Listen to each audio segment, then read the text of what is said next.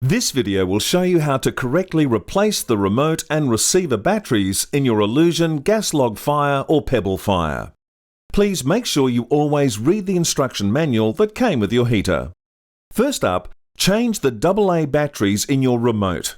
You'll find the battery compartment on the underside of the remote. If you have this older style remote, you'll also find the battery compartment on the underside. To change the receiver batteries inside the heater, firstly open the door at the bottom. Gently push the open door back into the unit and move to one side so the door can be removed. Inside you'll find the receiver on the right. It's this black panel.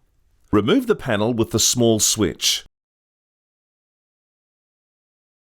The 4 AA batteries are situated here. Remove the door by releasing the clips. The old batteries can now be removed.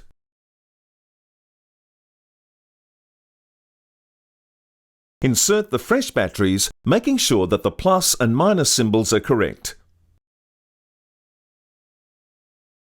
Now, replace the small cover.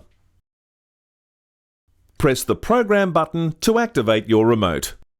To replace the front cover panel, you must slide the switch to on.